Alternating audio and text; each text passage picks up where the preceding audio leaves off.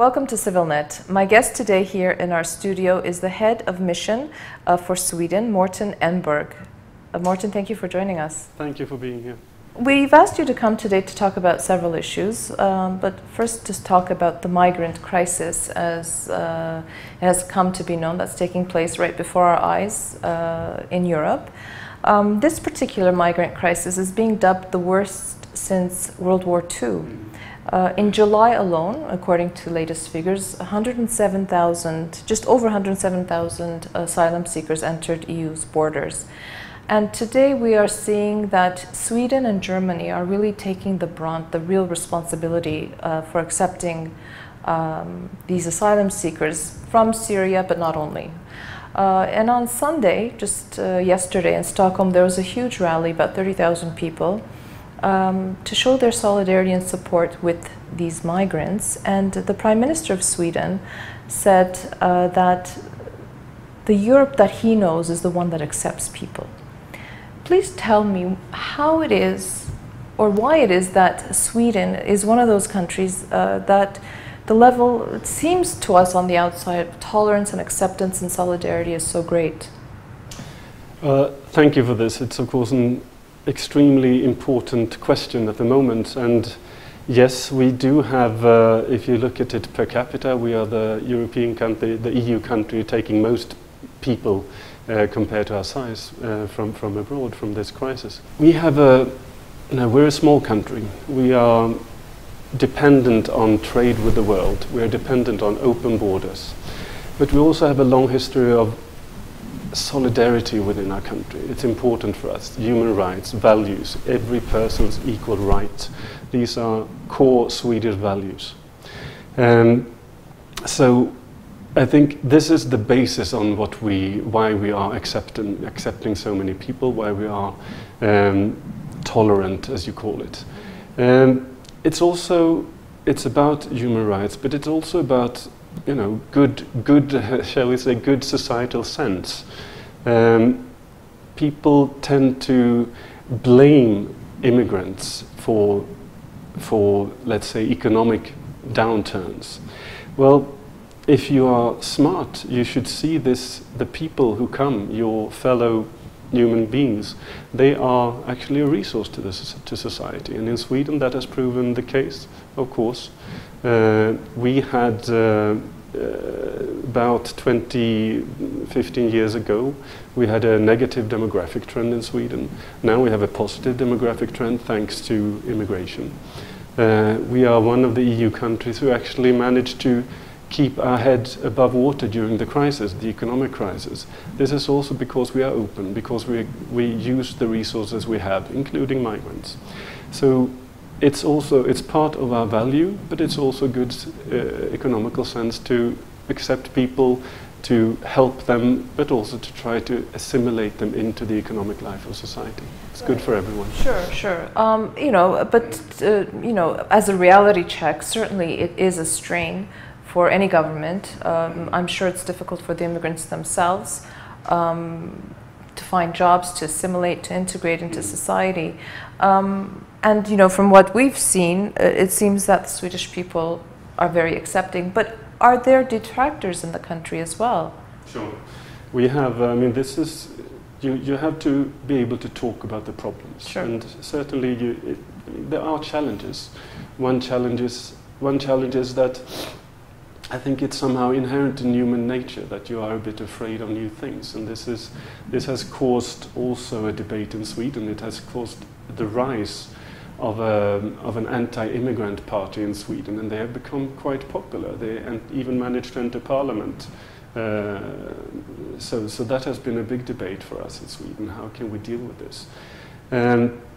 But I think now this tide is also turning, because people are, in general, at least if we talk about Sweden, and I think globally actually, people, when they face this crisis, the nature of people is to try to help other people, and that's at least what brings me hope, and that's what we see in Sweden right now. People are the civil society in Sweden is taking the lead in this. The government, of course, has an open policy, but for governments, for the EU, it takes longer to implement these policies. That's natural. That's what politics are about. But civil society are doing things immediately. They are taking initiatives where they provide, local communities provide work for immigrants. People are sheltering them, giving them food, etc. This is a positive trend. Antonio Guterres, who is the UN High Commissioner for Refugees, has appealed to the other countries in the EU to step up to the plate.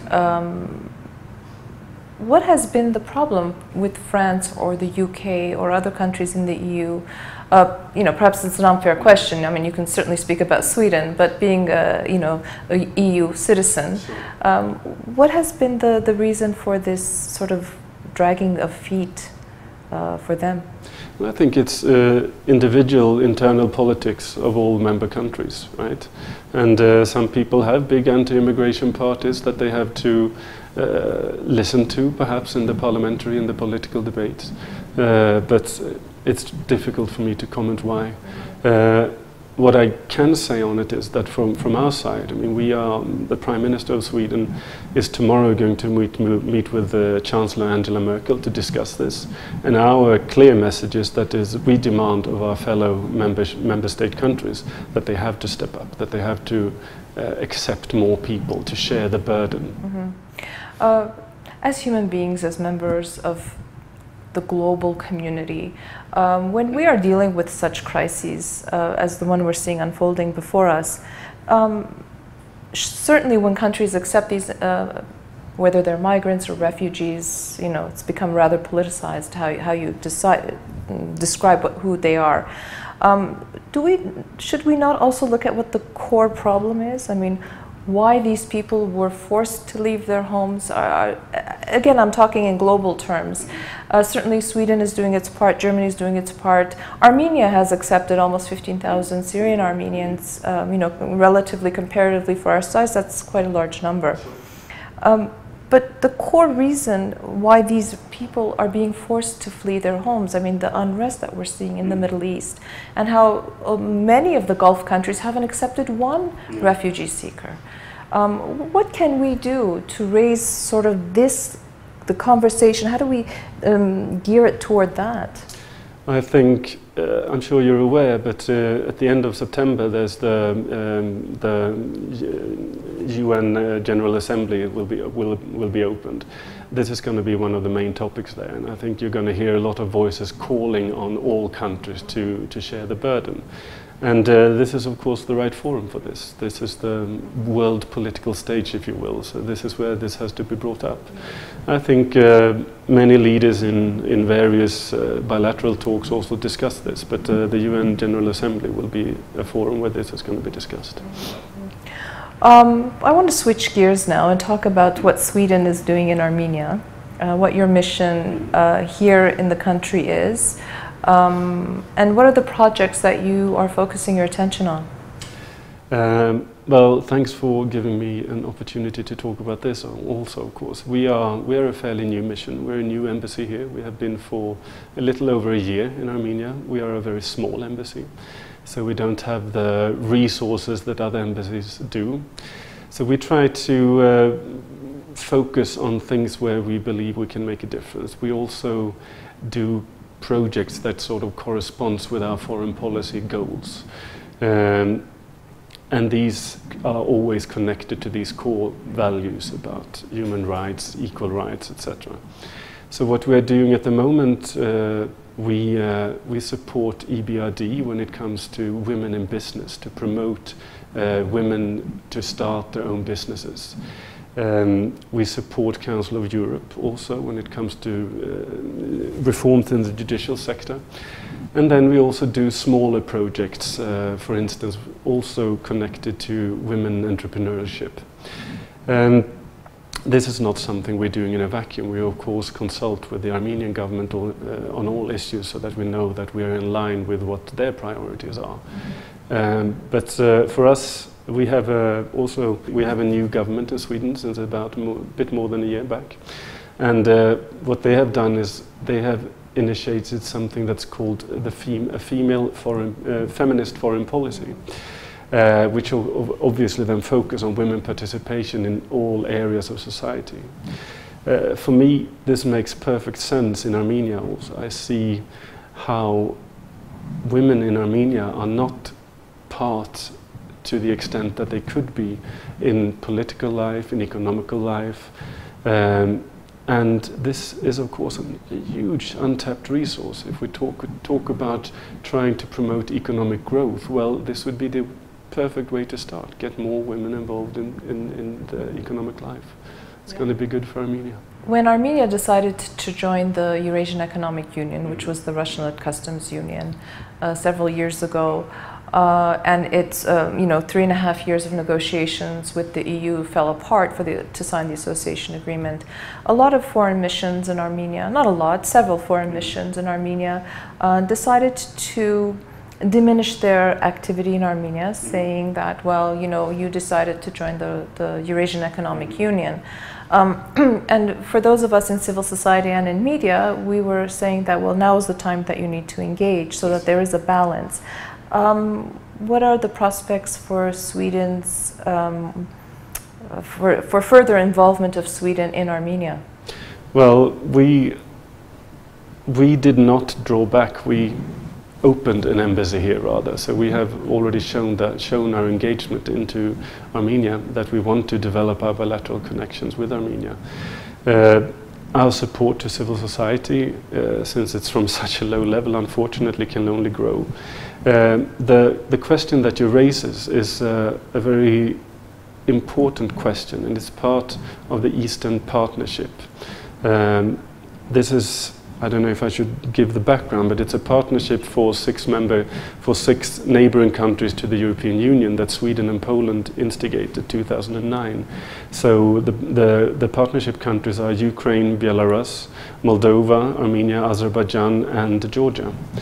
And this partnership deals with trying to different ways of helping the partner countries to integrate and to come closer to the European Union based on their own wishes, of course, which is important. Now, one leading principle of this Eastern Partnership is something called more for more. It means that if you show that you are willing to do reforms towards the European Union or in line with the European Union, then the support will increase. On the other hand, if you choose to go another way, like Armenia did, something that we fully respect, of course, then the nature of the support might be different. For us, we will continue, of course, to do what we can to support organizations, institutions that share our values, because this is the most important thing. Eastern Partnership, the European Union, we are a value-based institution. So if there are civil society organizations that, for instance, then I'm coming back to this, but support increased participation of women or human rights, entrepreneurship, these things, judicial reforms, then the chances that that they will have the opportunity to get support, of course. But you are right, it has proven difficult to a certain extent, because since Armenia chose to become part of another union, well then naturally certain countries have refocused their resources to countries that are more eager to cooperate with the European Union. Right. Well, thank you so much for the enlightening interview. Thank you for the work that you're doing, and I hope that it will continue to grow and develop further. Thank you so much. It's a pleasure to be a diplomat in Armenia. Thank you. Thank you. I'd like to remind our viewers that my guest was the Swedish head of mission, Marten Ehnberg. Keep following CivilNet.